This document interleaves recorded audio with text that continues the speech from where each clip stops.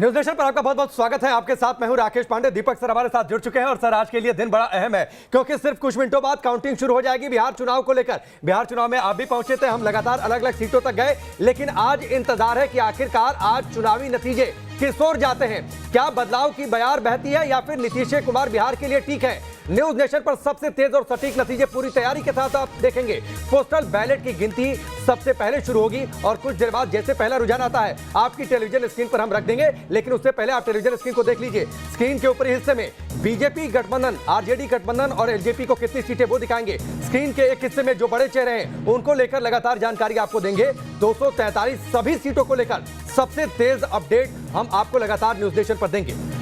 और 243 सीटों में क्या होगा इस बार, क्या बदलाव की बयार बह रही है जैसा राकेश बता रहे हैं, या फिर नीतीश कुमार आएंगे। लेकिन इस बार का चुनाव बिहार के लिए एक डिफाइनिंग चुनाव होगा। डिफाइनिंग चुनाव इसलिए क्योंकि 15 साल पहले लालू यादव और फिर उसके बाद नीतीश कुमार सत्ता में रह चुके हैं। इसके बाद बिहार की जनता किसे देखना चाहती है अपना मुख्यमंत्री, ये सबसे खास बात होगी। एग्जिट पोल के रुझान कह रहे हैं कि तेजस्वी यादव सरकार बनाएंगे और इस बीच सबसे बड़ी खबर यह आ रही है कि काउंटिंग शुरू हो चुकी है। सबसे पहले पोस्टल बैलेट की गिनती होगी और उससे ही पहला रुझान अब से कुछ मिनटों बाद आ जाएगा और राकेश पहला ही रुझान आएगा।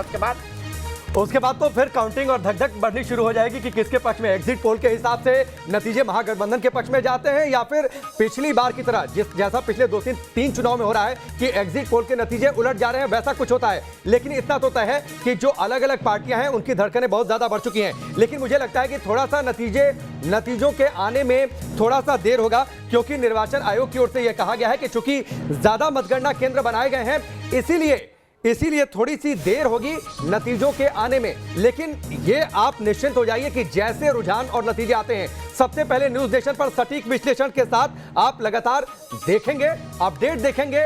रजनीश लगातार बने हुए हैं, तमाम मेहमान हमारे साथ बने रहेंगे। तो आगे सीधे चलते हैं रजनीश के पास। रजनीश हमारे साथ काउंटिंग सेंटर से हैं। रजनीश, काउंटिंग के लिए किस तरह के इंतजाम किए गए हैं? पटना में एक है, गया में एक है, कुल कितने काउंटिंग सेंटर्स हैं और कितनी देर में पहला रुझान आएगा? क्योंकि ये बताया जा रहा है 2 लाख पोस्टल बैलेट है इस बार।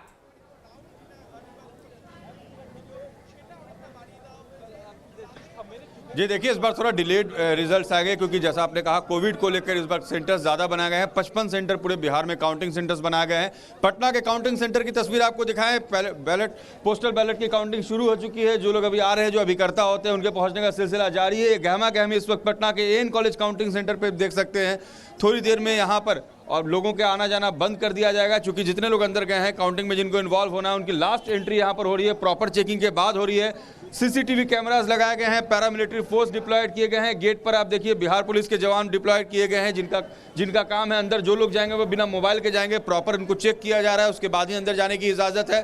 तो उम्मीद है कि अगले चंद घंटों में रुझान आना शुरू हो जाएगा और बिहार ने क्या तय किया है, सत्ता के शीर्ष पर कौन बैठेगा। 15 साल के नीतीश कुमार का शासन लोगों को पसंद आया है, तेजस्वी का बदलाव देखना चाहते हैं। चंद घंटों में शुरू होगा रुझान आना। जी तो रजनीश ने बताया रुझान आना शुरू हो जाएगा। हमारे साथ एनके सिंह सर जुड़ चुके हैं, हमारे साथ संजय सराफ है एलजेपी से। सबसे पहले सिंह साहब आपके पास चलते हैं। इनके सर, मुझे ये बताइए आपको क्या लग रहा है, बदलाव की बयार है इस बार या फिर से नीतीश कुमार है? आपका प्रिडिक्शन क्या कहता है? आज आखिरी दावा। दीपक, आप हमसे पूछ रहे हैं, आप तो खुद ही पूरा बिहार घूम के आए हैं, बड़ा लंबा अनुभव है आपका। जब सारे लोग कहें और सारे सर्वेस कहें कि एक पर्टिकुलर ट्रेंड दिखाई दे रहा है, तो मेरा ख्याल से उस पर विश्वास कर लेना चाहिए कि वो सही ट्रेंड होगा और हमें मान लेना चाहिए कि एक बयार बह रही है। बयार बह रही है, लेकिन बयार का असर तेजस्वी के घर पर क्या है? राकेश, सीधे चलते हैं मधुरेंद्र के पास। मधुरेंद्र इस पर तेजस्वी के घर पर है। मधुरेंद्र, तेजस्वी ने अपने जो काउंटिंग एजेंट है उन सबको कहा है जब तक आखिरी वोट न गिना जाए आप काउंटिंग सेंटर से बाहर ना निकले। और पहला रुझान आ चुका है पोस्टल बैलेट के साथ। पहला रुझान क्या कहता है? एनडीए के खाते में पहला रुझान जा रहा है। पहला रुझान एनडीए के खाते में राकेश, निश्चित तौर पर देखिए ये पहली शुभ समाचार इंडिया के लिए। एनडीए के लिए शुभ समाचार, और मुझे लगता है कि इससे थोड़ी सी मुस्कान तो आई होगी, लेकिन अभी भी ये तो बहुत जल्दबाजी है। और उसके बाद देखिए आरजेडी प्लस भी एक दिखाई दे रहा है टेलीविजन स्क्रीन पर। और देखिए यही हमने कहा कि न्यूज नेशन पर सबसे तेज और सबसे सटीक नतीजे, जब तक हमारे पास ये खबर आई हम आपको बता रहे थे। दूसरा रुझान भी आ गया, बीजेपी प्लस के पास 1 और आरजेडी प्लस के पास 1, यानी 2020 की तरह दरअसल ये पूरा मुकाबला है। एनडीए 1 सीट पर आगे और जो महागठबंधन है वो भी 1 सीट पर आगे दिखाई दे रहा है। तो एक की बराबरी पर जा रहा है। और सीधे चलते हैं मधुरेंद्र के पास। मधुरेंद्र, क्या कहते हैं तेजस्वी के घर का माहौल, और क्या कह रहे हैं तेजस्वी के साथी? क्या अभी से उत्साह दिखना शुरू हो गया है या तेजस्वी अभी भी सादगी बरत रहे हैं? देखिए, नज़ारा तो अभी भी सादगी का है और सर्कुलर रोड पर इस वक्त हम मौजूद हैं, जहां पर सियासत की सिलवटों को गिनने की भरपूर कोशिश कर रहे हैं। अभी मीडिया का जमावड़ा है, हम अपने वीडियो जर्नलिस्ट के साथ दिखाना चाहेंगे कि यहां सर्कुलर रोड पर और खासतौर पे जो तेजस्वी यादव का आवास है यहां का दृश्य दिखाएं, ताकि दर्शकों को समझ में आए कि किस तरह से यहां पर धीरे धीरे अब लोगों का देखिए आरजेडी 2 सीटों पर आगे हो चुकी है और बीजेपी 1। मधुरेंद्र, एक मिनट के लिए आपको रोकूंगा। देखिए तुरंत पोस्टल बैलेट के रुझान तुरंत सामने आते जा रहे हैं। आरजेडी अब 2 सीटों पर आगे है महागठबंधन, और एनडीए 1 सीट पर आगे है। 2 और 1, ये देखिए ऊपर अब छाप 2 और 2 बराबर हो गए हैं। अब एनडीए और महागठबंधन बराबरी पर आ गए हैं, लेकिन बहुत ही शुरुआती ट्रेंड्स हैं। इसके स्टेबलाइज होने के लिए लंबा इंतजार करना पड़ेगा। राकेश, क्या कहते हैं आप? ट्रेंड कितनी तेजी से आगे बढ़ने वाले हैं? बिल्कुल, ये इंतजार तो करना पड़ेगा। ट्रेंड तो बहुत तेजी से आए, लेकिन चूंकि पोस्टल बैलेट है और उसके बाद ईवीएम के चूंकि 55 सेंटर्स बनाए गए 38 जिलों में, तो वहां से राउंड भी अब ज्यादा होंगे, तो इसलिए थोड़ा सा बहुत कंक्लूसिव कुछ कहने में वक्त लगेगा। लेकिन अगर इसी तरीके से मुकाबला आगे बढ़ता है तो मुझे लगता है सबसे ज्यादा बेचैन तो कांग्रेस हो जाएगी। राजस्थान के 2 मंत्री पहुंचे हुए हैं, 2 ऑब्जर्वर पहले से पटना में पहुंचे हुए दीपक जी। और अभी भी लोगों को लग रहा है कि भले से कांग्रेस 30 के आसपास सीटें एग्जिट पोल के हिसाब से लेकर आ रही हो, लेकिन पार्टी में टूट का खतरा अब भी मंडरा रहा है। इसीलिए हर एक विधायक बीजेपी प्लस 3 और आरजेडी प्लस 2, यानी महागठबंधन 2 पर आगे, बीजेपी प्लस 3 पर आगे। लेकिन पोस्टल बैलेट है, ज्यादा कुछ इसका निष्कर्ष निकाला नहीं जा सकता, क्योंकि मोटे तौर पर यह माना जाता है कि पोस्टल बैलेट एनडीए के फेवर में आते हैं। महागठबंधन किस तरह का राग अलापता है, इसके बाद सीधे चलते हैं संजय सराफ के पास। संजय सराफ एलजेपी के नेता है। संजय सराफ जी, जब हम चाय पर चर्चा कर रहे थे तो बात यही हो रही थी, समोसे में आलू, बिहार में लालू। क्या होने वाला है इस बार? क्या आपको नहीं लगता कि चिराग का चिराग जल नहीं पा रहा इस बार? नहीं, देखिए अभी रुझान आना स्टार्ट हो जाएगा तो उसके बाद में देखिए हम लोग पूरे एक्सपेक्टेशन के साथ बैठे हैं और एक्सपेक्ट कर रहे हैं कि हमारा भी रिजल्ट अच्छा आ जाएगा। वी आर होपफुल, हम लोग बहुत होपफुल है। आपके साथ चाय के चर्चा पर भी हमने वही बात बोली थी, आज भी वही बात बोल रहे हैं। नेतृत्व भाजपा के नेतृत्व में सरकार बनेगी, जो दिख रहा है वो आने के बाद ही पूरा पता चलेगा कि जो क्राउड था, crowd is something different, but उसको कन्वर्ट करना वोट में इज कंप्लीटली। संजय जी, फटाफट बता दूं, 4 पर एनडीए आगे है, महागठबंधन 2 पर आगे। पोस्टल बैलेट के रुझान के अनुसार तेजी से अब आते जा रहे हैं रुझान, तेजी से ट्रेंड दिख रहे हैं। राकेश, 4 और 2 क्या कहेंगे? निश्चित तौर पर 4 और 2, यानी यहां पर जिस तरीके से आपने कहा तब तो वही बात है कि पोस्टल बैलेट में बीजेपी आगे रहती है, तो आरजेडी वाले इस बात को सोचकर महागठबंधन जरूर इंतजार कर रहा होगा, ठीक है पोस्टल बैलेट खत्म हो जाने दो, जल्दी से ये दौर जो है समाप्त हो जाए। लेकिन संजय जी से आप एक सवाल पूछ रहे थे, मैं थोड़ा सा ऐड कर दूं। अगर महागठबंधन आगे होता है, चिराग पासवान नुकसान पहुंचा रहे हैं, ये तो तय है, फिर तो दीपक जी ये सवाल बनता है कि मोदी के हनुमान वो खुद को कहते रहे, तो कहीं उन्होंने जो आग है वो लंका की बजाय अयोध्या में तो नहीं लगा दी? मैंने उनसे सवाल पूछा था कि आप तो, मैंने कभी ऐसा नहीं देखा कि हनुमान राम के लिए मुसीबत बन जाए। लेकिन देखिए फिर से 5 और 3, एनडीए 5 और आरजेडी गठबंधन महागठबंधन 3 पर आगे है, एनडीए 5 पर आगे। 5 और 3 का है मामला हो गया है। मोहित दुबे के पास चलते हैं, आरजेडी हेडक्वार्टर पर इस वक्त पटना में है। मोहित, क्विक कमेंट आपसे चाहूंगा, क्या गहमागहमी शुरू हो गई आरजेडी हेडक्वार्टर पे, और एनडीए 5 पर और महागठबंधन 3 पर अब आगे हो गया है? मोहित, जल्दी से क्विक जवाब आपसे। बिल्कुल दीपक जी, अगर यहाँ की बात करें, यहाँ के सूरत हाल के बारे में बात करें, तो इक्का दुक्का नेता आपको यहाँ पे दिखाई देंगे। देखिए 6 और 3, मोहित एक मिनट आपको रोकूंगा। 6 और 3, एनडीए 6 पर आगे, आरजेडी 3 पर आगे। शुरुआती रुझान में एनडीए आगे, लेकिन क्या महागठबंधन पीछे कर देगा? क्योंकि हमने बताया, राकेश ने बताया, राकेश सिर्फ पोस्टल बैलेट है अभी, क्यों राकेश? बिल्कुल सिर्फ पोस्टल बैलेट है, और पोस्टल बैलेट में बीजेपी प्लस को बढ़त मिलती रही है उसी के हिसाब से। लेकिन सवाल यह कि अगर इसी हिसाब से ट्रेंड दीपक जी आगे बढ़ते चले गए और अगर वाकई एनडीए ने बाजी मार ली, तो फिर तो एक बार फिर से पिछले 2 चुनाव में जो हुआ एग्जिट पोल फिर से गलत साबित हो जाएंगे। हाँ, जितने लोग मोदी विरोधी खुश हो रहे हैं, कल से मैंने देखा कई लोगों के चेहरे पर बड़ी खुशी दिखाई दे रही है। कल मैं कश्मीर पर डिस्कशन कर रहा था तो कश्मीर के जितने सेपरेटिस्ट है वो बोल रहे थे भाई मोदी जी तो बिहार हार गए, बिहार हार गए, बिहार हार गए, और जो बिडेन के साथ उनको ट्रम्प हार गए, ट्रम्प हार गए, वो भी मोदी जी पर डाल रहे थे लोग खुश तो ट्रम्प के हारने पर भी हो रहा है। बिल्कुल, और देखिए 6 और 5 महागठबंधन 5 पर आगे है, बहुत तेजी से वो एनडीए के पीछे आता जा रहा है। 6 पर एनडीए आगे है और 5 पर महागठबंधन। तो लोग ट्रंप के हारने से भी खुश हो रहे हैं, उनको लग रहा है मोदी जी नहीं, क्योंकि वो दोनों एक दूसरे को मित्र कहते हैं ना, मेरे मित्र, मेरे ग्रेट मित्र, तो वो। लेकिन एक बात बताइए कि अगर आरजेडी प्लस भी 5 पर है, सिर्फ 1 सीट का फासला है पोस्टल बैलेट में, तो ये कहीं महागठबंधन के फेवर में तो नहीं? मुझे लगता है क्योंकि पोस्टल बैलेट जितने भी आते हैं बाहर के वोट्स होते हैं, पोस्टल बैलेट्स होते हैं, और उसमें अभी तक ये ट्रेंड माना जाता रहा है, एनके सिंह सर ज्यादा बताएंगे, पोस्टल बैलेट में हमेशा बीजेपी ही क्यों आगे होती है। एनके सिंह साहब, आपके पास इसका क्या लॉजिकल एक्सप्लेनेशन है? उससे पहले 7-5 हो गया, 7-5 हो गया, बिल्कुल। एनडीए 7 और आरजेडी गठबंधन यानी महागठबंधन 5 पर। बिल्कुल सही आपने आज असेसमेंट किया है, बिल्कुल आपने सही असेसमेंट किया है। बीजेपी हमेशा पोस्टल, उसकी वजह क्या है? आपकी पोस्टल बैलेट कौन देता है? जिनकी नौकरियां हैं, जो बाहर है, जो मुकम्मल कर रहे हैं। लिहाजा जिनकी नौकरियां लगी है, नाराजगी उनकी नहीं है, जो जिनकी नौकरियां चली गई है वो नाराज है। लिहाजा पोस्टल बैलेट हमेशा बीजेपी के फेवर में जाएगा। पोस्टल बैलेट बीजेपी के फेवर में जाएगा, लेकिन बीजेपी के फेवर में आज का दिन है या नहीं? क्योंकि बहुत बड़ा political stake Bharatiya Janata party का लगा हुआ है, एक के बाद एक डिसीजन। और मोदी जी के आलोचक ये कहते हैं कि लगातार वो विधानसभा चुनाव हार रहे हैं, कर्नाटक हारे, मध्य प्रदेश हारे, छत्तीसगढ़ हारे, राजस्थान हारे, गुजरात में बड़े पास से निकले, उसके बाद महाराष्ट्र में जीतते हुए भी हार गए, उसके बाद झारखंड हारे, अब बिहार क्या होगा? दिल्ली भी हारे। देखिए अब क्या कहता है ट्रेंड, 7 और 5 पर आगे है, तो क्या आज का दिन भारतीय जनता पार्टी के लिए शुभ होगा? ये देखना बेहद महत्वपूर्ण है। 10 तारीख मंगलवार का दिन मंगल करेगा, और ऊपर से हनुमान जी का दिन है आज। बिल्कुल हनुमान जी का दिन है, और चिराग पासवान कहते हैं कि मैं मोदी जी का हनुमान हूं, लेकिन वो घर में मुझे लगता है हनुमान जी की पूजा ये जरूर कर रहे होंगे। मोकामा से शुरुआती रुझान में जेडीयू आगे चल रही है, जेडीयू आगे चल रही है, यानी जो सीट से आ रहा है।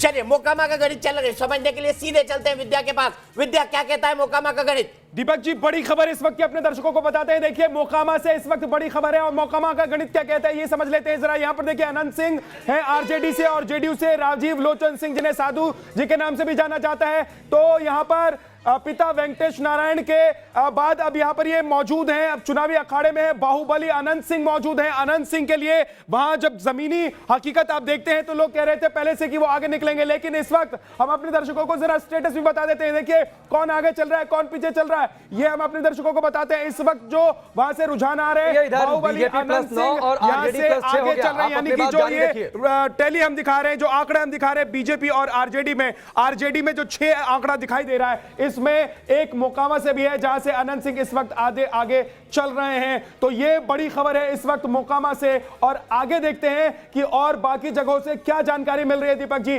देखिए, ये तमाम वो विधानसभा सीटें हैं जिनके बारे में एक एक कर हम अपने दर्शकों को बताएंगे। दीपक जी ठीक है, 15 सीटों के रुझान आ चुके हैं, 9 पर एनडीए आगे है, 6 पर आरजेडी आगे है। बड़ा क्लोज मुकाबला दोनों के बीच चल रहा है, लेकिन 8.5 से गति पकड़ेंगे ट्रेंड, और उसके बाद देखना होगा कौन कितनी तेजी से आगे जाता है। 243 सीटें और 243 में से 122 का बहुमत है। मैजिक फिगर कौन पाता है, कौन पहले पा लेता है? हालांकि भारतीय जनता पार्टी ने छोटे छोटे ग्रुप्स को अप्रोच करना शुरू कर दिया है, और कल मेरे पास जानकारी है कि उन्होंने चिराग से भी संपर्क साध लिया है। नहीं, चिराग तो पहले ही कहते हैं कि मैं तो तैयार हूं। वो तो तैयार है, लेकिन सवाल ये भी है ना कि चिराग ने ये कहा था कि भारतीय जनता पार्टी के नेता कह रहे हैं मोदी जी का फोटो ना लगाए, कुछ ना करें, हमारा चिराग से दूर दूर का लेना नहीं है। जब मैंने उनका इंटरव्यू किया था तो उन्होंने साफ कर दिया था कि ये कहते बीजेपी के नेता कि 10 तारीख के बाद भी मुझसे कुछ लेना देना नहीं होगा। तो एक अच्छी चाल खेली थी उस वक्त चिराग ने, निश्चित तौर पर। और चिराग पासवान देखिए, फिल्म भी उन्होंने एक की थी, अब उसके बाद राजनीति में आ गए, तो वो तो गाना गा रहे होंगे कि मैं तो हमेशा से रेडी हूं, तैयार, तो वो गाना गा रहे होंगे। लेकिन इस वक्त देखिए 15 सीटों के रुझान, बीजेपी +9, आरजेडी +6, पोस्टल बैलेट की गिनती चल रही है, और जैसे ही ईवीएम खुलने शुरू हो जाएंगे, यानी ईवीएम के नतीजे और रुझान आने शुरू हो जाएंगे, तो ये आंकड़ा बहुत तेज गति से आगे बढ़ेगा, और उसके बाद अगले 1 से 1.5 घंटे में यह तय हो जाएगा कि आखिरकार कौन बाजी मारने जा रहा है, बिहार की सत्ता पर कौन काबिज होने जा रहा है। बिहार की सत्ता पर इस बार कौन काबिज होगा?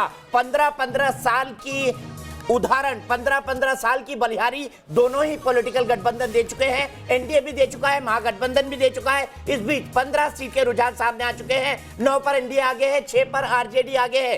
सीधे संजय सराफ के पास चलते हैं। संजय सराफ जी, बीजेपी के नेताओं के फोन नंबर मांगेगी नहीं चिराग पासवान के? क्या कह रहे हैं? मैं ये पूछ रहा हूं आपसे कि चिराग पासवान से बीजेपी के नेताओं ने संपर्क किया कि नहीं, फोन घुमाया कि नहीं उनको? नहीं, हम लोग तो ऑलरेडी एनडीए का हिस्सा है, उसमें तो कोई शक ही नहीं है। हम तो पहले से ही कह रहे हैं कि हम लोग भाजपा के नेतृत्व में सरकार देखना चाहते हैं बिहार में। देखिए इस बार बराबर पर 9 और 9, भारतीय जनता पार्टी 9 पर, एनडीए का गठबंधन 9 पर आगे, बीजेपी, जेडीयू और बाकी पॉलिटिकल पार्टीज और आरजेडी का गठबंधन 7 पर आगे है। 9 और 7 16 सीटों के रुझान आ चुके हैं। सीधे चलते हैं इनके सिंह साहब के पास। इनके सिंह साहब, महिलाओं ने ज्यादा वोट दिया है, लोग ये कह रहे हैं महिलाओं के ज्यादा वोट यानी नीतीश कुमार, लेकिन आपको ऐसा लगता है कि महिलाओं के ज्यादा वोट मतलब नीतीश कुमार? आपको ये कैलकुलेशन समझ में आता है इस बार या नहीं? 9 और 8 हो गया इस वक्त, एनडीए 9 पर, बिल्कुल नहीं आता है। महिलाओं ने अगर वोट 8 दिया है तो वो नाराजगी थी। हाँ बिल्कुल,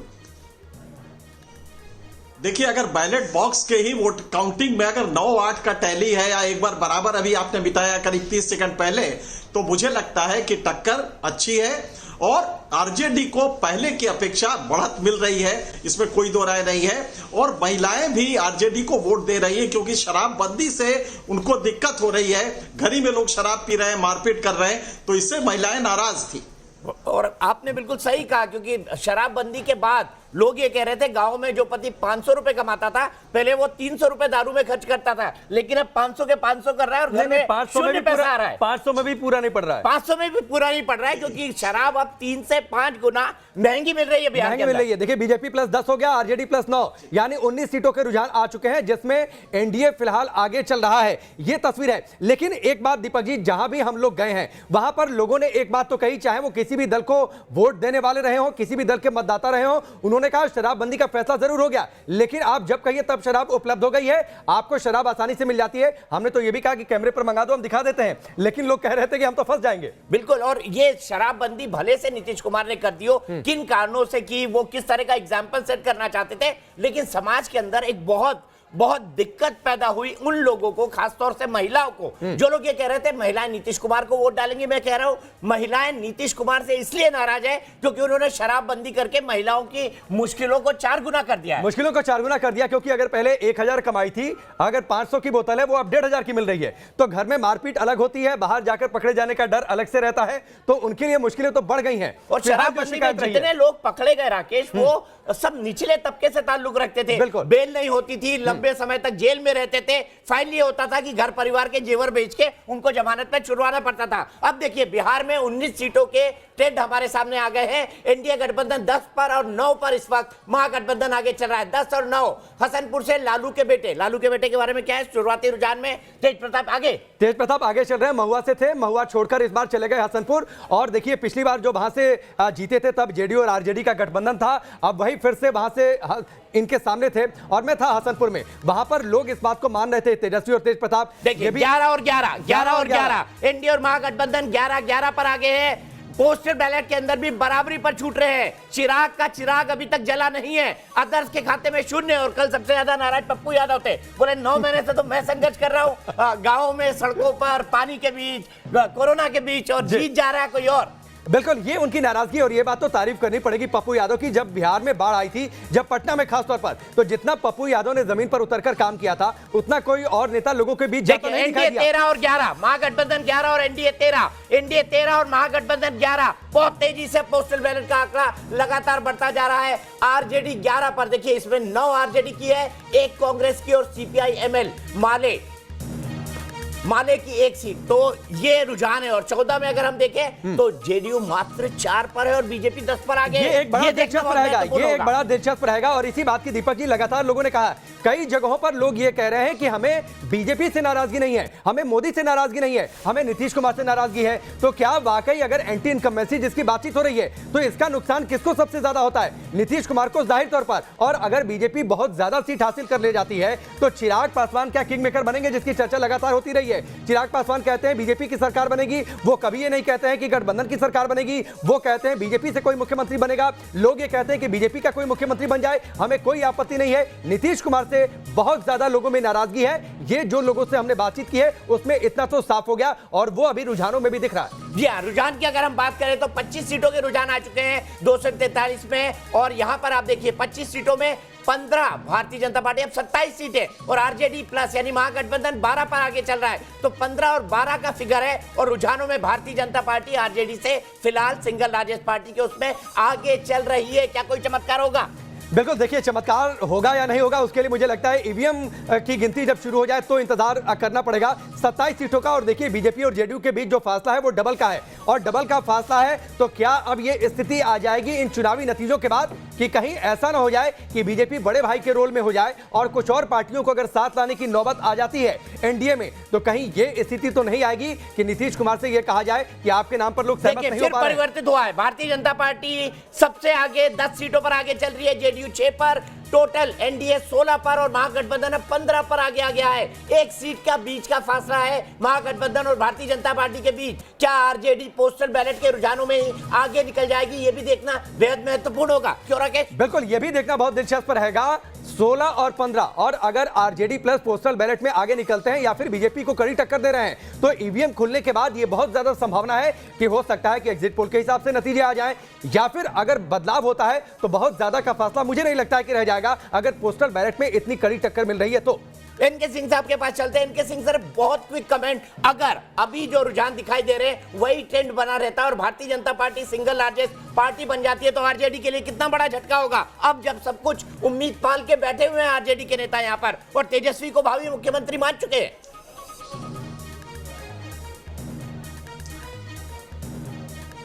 जी हाँ, बिल्कुल सही है कि बीजेपी ने अपनी तरफ से पूरी ईमानदारी बरती, नीतीश कुमार को उतनी ही सीटें दी जितनी अपने लड़ी। तो इसका सीधा मतलब था कि उस समय भरोसा किया, लेकिन अगर स्ट्राइक रेट आपका कम है इसका मतलब जनता आपको खारिज कर रही है। नीतीश कुमार को भी नैतिकता का तकाजा है कि उन्हें मना कर देना चाहिए कि नहीं, अगर आप कहेंगे तो भी हम चीफ मिनिस्टर नहीं बनेंगे। और बीजेपी को भी जनता का व्यू देखते हुए चाहिए कि नहीं, बीजेपी का ही मुख्यमंत्री होगा। अगर ये स्थिति बनती है तो नीतीश कुमार के लिए मुझे नहीं लगता कि कोई कारण है कि वो आप चीफ मिनिस्टर के लिए दोबारा करें, क्योंकि स्ट्राइक रेट बहुत ही नीचे जा रहा है। स्ट्राइक रेट जेडीयू का नीचे जा रहा है। और अब देखिए 34 सीटों के रुझान आ चुके हैं, 18 पर एनडीए आगे है और 16 पर जो महागठबंधन है आगे, और 18 में से 12 सीटें भारतीय जनता पार्टी में आगे चल रही है। बिल्कुल, और इमामगंज से जीतन राम मांझी पीछे चल रहे हैं, ये भी बड़ी खबर। पूर्व मुख्यमंत्री जीतन राम मांझी पीछे चल रहे हैं, तेज प्रताप आगे चल रहे हैं। और यहां पर मेरा एक सवाल है कि क्या दीपक जी बीजेपी इस बार चुनाव को एसेस करने में गलती कर गई? पिछली बार अकेले लड़ी थी, बहुत ज्यादा सीटें नहीं, अगर ये दाम इस बार चला जाता तो शायद ज्यादा फायदा होता बीजेपी को। मेरे ख्याल से उन पर यह आरोप लगता कि आप गठबंधन को साथ में लेकर नहीं चल रहे हैं। और जब उन्होंने 18 महीने बाद पिछले चुनाव के बाद नीतीश कुमार को आगे लिया था तो गठबंधन धर्म को निभाना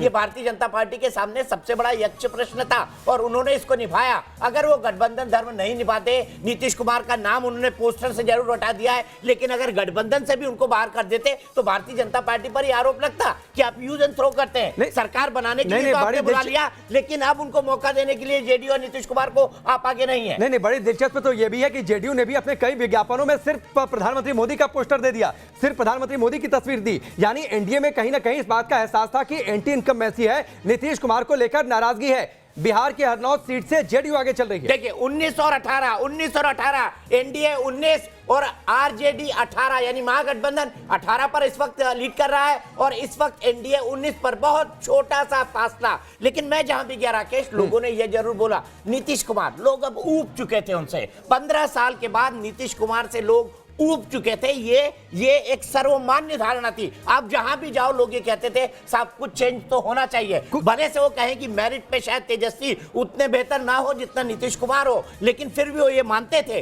कि नहीं, 15 साल हो गए, बदलाव होना चाहिए। बिल्कुल, लोग कह रहे हैं कि आखिरकार कितने समय तक कोई राज कर सकता है, बदलाव हो जाए। मैंने कहा कि अगर तेजस्वी आपकी उम्मीदों को पूरा नहीं करते हैं तो वो कहते हैं कि ठीक है, हम इन्हें भी बदल देंगे 5 साल बाद, 15 साल शासन चला ना तो हम फिर से बदल देंगे। लेकिन आखिरी दौर में जब नीतीश कुमार ने, दीपक जी, ये कह दिया कि ठीक है ये मेरा आखिरी चुनाव है, एक भावनात्मक दाम उन्होंने चल दिया जिसके बाद ये तो कयास लगने लगे और तमाम महागठबंधन के लोगों ने और तेजस्वी ने ये कह दिया कि अब तो नीतीश कुमार ने भी कह दिया कि वो थके हुए हैं। तो क्या वाकई ये चुनावी नतीजे इस बात को साबित कर देंगे कि नीतीश कुमार बिहार की राजनीति में अब थक चुके हैं? ज्यादातर लोग जिन्होंने कहा ये मेरा आखिरी चुनाव है, उसके बाद उनका दांव चला नहीं। शीला दीक्षित को याद करिए, उसके पिछली बार के चुनाव में आप याद करिए कैप्टन अमरिंदर सिंह को, उन्होंने भी कहा था आखिरी चुनाव, उस बार हार गए, इस बार जीत गए। तो जितने लोग ये दांव चलते हैं ये मेरा आखिरी चुनाव है, वो ज्यादा सदता नहीं है। और मेरे ख्याल से लोगों को लगता है कि मामला रुझानों में आरजेडी प्लस पहली बार आगे 21 सीटों पर, बीजेपी प्लस 19। पोस्टल बैलेट की गिनती में पहली बार आरजेडी प्लस यानी महागठबंधन आगे निकल चुका है दीपक जी। और ये अपने आप में एक बड़ा संकेत है, क्योंकि जैसा इनके सिंह सर ने बताया, पोस्टल बैलेट में परंपरा के हिसाब से यही माना जाता था कि एनडीए गठबंधन आगे रहेगा, ज्यादा से ज्यादा भारतीय जनता पार्टी को पोस्टल बैलेट के वोट मिलते थे। लेकिन अब महागठबंधन आगे निकल गया है, इसके अपने मायने हैं और ये देखना होगा कि महागठबंधन क्या ये लीड बरकरार रखता है। राकेश, बिल्कुल, क्या महागठबंधन लीड बरकरार रखता है? और मुझे तो लगता है कि अगर पोस्टल बैलेट में महागठबंधन ने ये लीड बरकरार रख ली तो ईवीएम की जब गिनती शुरू होगी तो उसमें हो सकता है कि जिस हिसाब से एग्जिट पोल के नतीजे आए, एग्जैक्ट नतीजे भी उसी तरीके से आ जाएं। कुल मिलाजुलाकर 40 सीटों पर रुझान सामने आ चुके हैं। 19 पर बीजेपी प्लस आगे, बीजेपी प्लस 20 पर, आरजेडी प्लस 22 पर, टोटल 42 सीटों के नतीजे।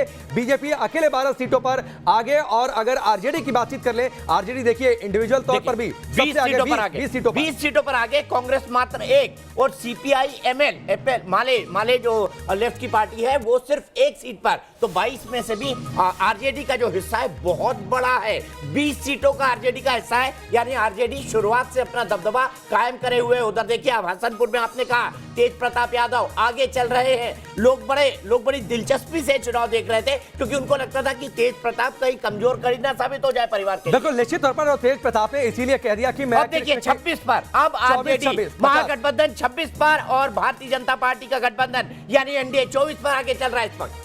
बिल्कुल, निश्चित तौर पर 50 सीटों पर रुझान सामने आ चुके हैं। 24 पर एनडीए, आरजेडी प्लस 26 पर। और तेज प्रताप की चर्चा चल रही है, अपनी सीट पर हसनपुर से आगे चल रहे हैं। तेज प्रताप किसी भी चुनावी रैली की शुरुआत करते थे दीपक जी, सबसे पहले शंख बजाते थे, कहते थे महाभारत की लड़ाई चल रही है, शंख बज चुका है, लड़ाई होगी। और अब देखो मेरा अर्जुन आ गया, अर्जुन मुख्यमंत्री बनने जा रहा है। और बार बार देखिए कल कृष्ण अवतार बता दिया तेजस्वी यादव को। मैंने तो पूछा था, जो पोस्टर लगे थे उसमें कृष्ण अवतार दिखाई दे रहे हैं तेजस्वी यादव। मैंने तो ये पूछ दिया था, आरजेडी के प्रवक्ता कल हमारे साथ जुड़े हुए थे कि कृष्ण की भूमिका में तो तेज प्रताप है, आखिरकार तेजस्वी को आपने कृष्ण की भूमिका में क्यों डाल दिया? उन्होंने कहा आपको जो सोचना है सोचते रहिए।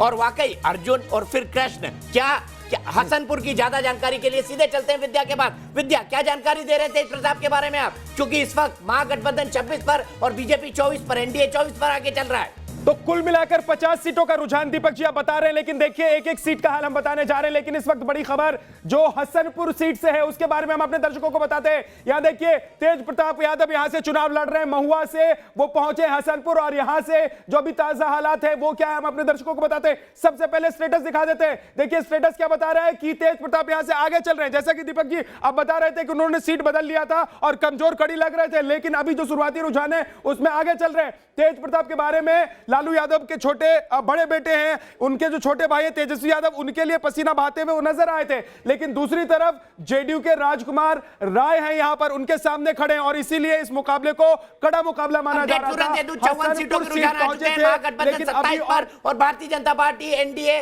26 पर आगे चल रहा है इस वक्त। एलजेपी 1 पर चिराग भी जलने लगा है, धीरे जल रहा है चिराग। बिल्कुल, निश्चित तौर पर देखिए मंगलवार का दिन है, अब लगता है कि चिराग पासवान खुश हो रहे होंगे, खुद को मोदी का अनुमान बताते रहे हैं। यानी एलजेपी अब 1 सीट पर आगे। रुझानों में आरजेडी प्लस 27 सीटों पर आगे, बीजेपी प्लस 26 सीटों पर आगे, एलजेपी 1 सीट पर आगे। और ये तस्वीर अगर एलजेपी की आगे बढ़ती है, और मुझे लगता है कि दीपक जी ये एक जिस तरीके से चुनावी बिसात बिछाई गई है, कई सारे ऐसे चेहरे जो बीजेपी के माने जाते रहे हैं, मसलन रामेश्वर चौरसिया की बातचीत कर लीजिए, कई सारे ऐसे चेहरे आपको याद आएंगे जो पहले बीजेपी के बड़े चेहरे थे, वो लोजपा में जाकर उनकी सीट पर, उनके टिकट पर वो चुनाव लड़ रहे हैं। और देखिए इस वक्त आरजेडी ने अपनी बढ़त बनाए रखी हुई है। महागठबंधन 27 सीटों पर आगे चल रहा है, भारतीय जनता पार्टी 26 सीटों पर। और 26 का अगर आप ब्रेकअप की बात करें तो बीजेपी इस वक्त 18 पर आगे है और जेडीयू 8 पर आगे। तो strike rate Bharatiya Janata party का बहुत ज्यादा है जेडीयू के मुकाबले। बिल्कुल, लेकिन आरजेडी के मुकाबले कम है। आरजेडी अकेले 25 सीटों पर आगे चल रही है। और अगर महागठबंधन में अगर सिर्फ आरजेडी को सीटें आती हैं